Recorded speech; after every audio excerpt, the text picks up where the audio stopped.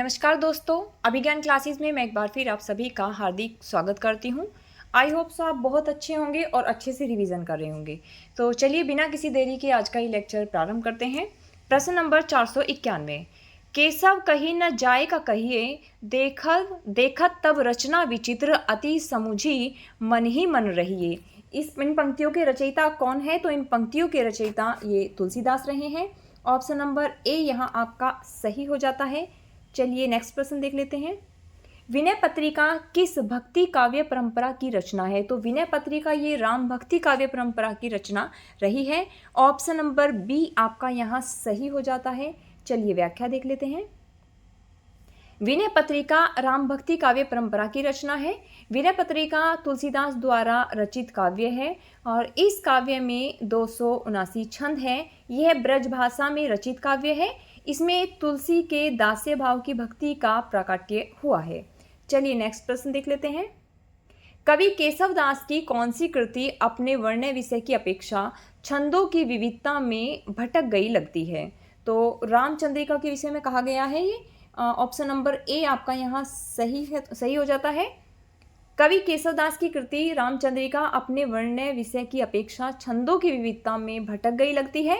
रामचंद्रिका केशवदास द्वारा रचित एक प्रबंध काव्य है और इसकी रचना इन्होंने 1601 ईस्वी में की थी। इसमें कुल 39 प्रकाश हैं। यह रामचरित पर आधारित है। चलिए नेक्स्ट प्रश्न देख लेते हैं। अवधी भाषा की शब्दावली को साहित्य की परिनिष्ठित शब्दावली बनाने का प्रथम श्रेय किसे दिया जाता है? तो अवधी भाषा की शब्दावली को साहित्य की परिनिष्ठित शब्दावली बनाने का श्रेय ये गोस्वामी तुलसीदास जी को जाता है। ऑप्शन नंबर सी यहाँ आपका सही हो जाता है। चलिए व्याख्या देख लेते हैं। गोस्वामी तुलसीदास जी ने अवधी तथा ब्रज दोनों भाषाओं में रचनाएं की हैं। अवधी भाषा में रचित ग्रंथ हैं रामचरितमानस, पार्वती मंगल, जानकी मंगल, रामलला नैछू, बर्वे रामायण। जबकि ब्रज भाषा में लिखे इनके ग्रंथ हैं विनय पत्रिका, गीतावली, कवितावली, दोहावली, कृष्ण गीतावली और वैराग्य संदीपनी आदि। चलिए नेक्स्ट प्रश्न देख लेते हैं। अर्थ न धर्म न काम रुचि, गति न चहो निर्वाण, जन्म जन्म रति राम पद यह वरदान न आन। रामचरितमानस में यह आकांक्षा निम्नलिखित में से किसकी है? तो यह आकांक्षा भरत के द्वारा की गई है। ऑप्शन नंबर ए यहाँ आपका सही हो जाता है। चलिए व्याख्या देख लेते हैं। रामचरितमानस में यह आकांक्षा भरत की है और ये जो पंक्तियाँ ली गई हैं ये रामचरितमानस के अयोध्या कांड से ली गई हैं। चलिए नेक्स्ट प्रश्न देख लेते हैं। इनमें से कौन एक राम भक्त कवि है? तो यहाँ पर नाभादास ये राम भक्त कवि है। ऑप्शन नंबर बी आपका यहाँ सही हो जाता है। व्याख्या देख लेते हैं। नाभादास तुलसीदास के समकालीन राम भक्त कवि हैं। इनका जन्म लगभग 1570 ईस्वी के आसपास माना जाता है। नाभादास ने हिंदी भक्तमाल की परंपरा का सूत्रपात किया। इनके गुरु का नाम अग्रदास था। नाभादास ने सन 1585 ईस्वी के आसपास ब्रज भाषा में भक्तमाल की रचना की। नेक्स्ट प्रश्न देख लेते हैं। गोस्वामी तुलसीदास जी की कुल कितनी कृतियों में उत्तरकांड संबंधी वर्णन प्राप्त होते हैं?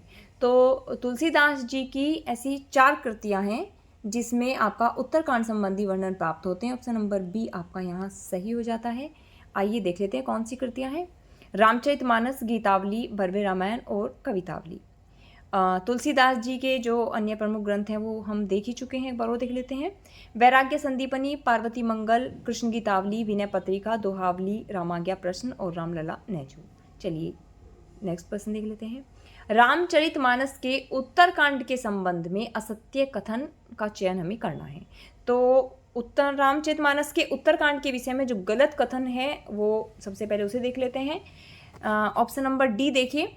इस कांड में कवि ने युगीन समस्याओं का उचित तथा सर्वग्राही समाधान दिया है। ये कथन यहाँ पे गलत है। किसके विषय में? उत्तरकांड के विषय में। अब उत्तरकांड के विषय में जो सही कथन है, सत्य कथन है, उनको भी देख लेते हैं। इसके अंतर्गत राम के लोकाश्रयी आनंद का चित्रण देखने को मिलता है। यह कवि की कालजयी रचना का समापन बिंदु है, यानी कि रामचरितमानस की बात हो रही है कि यह उत्तरकांड उसका समापन बिंदु है। इसमें शैव एवं वैष्णव मतों का समन्वय दृष्टिगत होता है। तो चलिए आगे देख लेते हैं। तुलसीदास ने कौन सी रचना कलिकाल से मुक्ति पाने के लिए लिखी थी? तो विनय पत्रिका इन्होंने कलिकाल से मुक्ति पाने के लिए लिखी थी। ऑप्शन नंबर बी आपका यहाँ सही हो जाता है। चलिए व्याख्या देख लेते हैं। विनय पत्रिका में 279 पद हैं। यह ब्रजभाषा में लिखी गई है। इस ग्रंथ का प्रधान रस भक्ति रस है तथा इसमें विभिन्न राग रागनियों का प्रयोग हुआ है। यह गीत काव्य है और इसकी रचना काशी में हुई थी। और तुलसीदास जी की रचनाएं अभी ऊपर हम देख ही चुके हैं। चलिए अंतिम प्रश्न देख लेते हैं एक बारी। यहाँ पर उक्ति दी गई है, इसको देख लेते हैं। संसार अपार के पार को सुगम रूप नौका लियो, कली कुटिल जीव निस्तार हित वाल्मीकि तुलसी भयो। तो ये उक्ति किसकी है? तो ये उक्ति नाभादास जी की है। ऑप्शन नंबर सी आपका यहाँ सही हो जाता है। चलिए व्याख्या देख लेते हैं।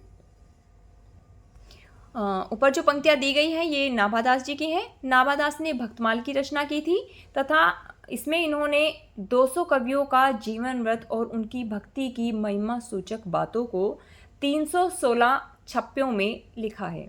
तो चलिए दोस्तों, आज का ये लेक्चर यहीं समाप्त करते हैं। और अगर आपको ये प्रयास अच्छा लग रहा है तो इसे लाइक, शेयर और सब्सक्राइब कीजिएगा, जिससे एक मुझे भी मोटिवेशन मिलता है इस बुक को कंप्लीट करने का। और इसके बाद आप अगर चाहेंगे तो हिंदी साहित्य का इतिहास कंटिन्यू करा देंगे। तो ठीक है दोस्तों, आज का लेक्चर यहीं समाप्त करते हैं। Thanks for watching.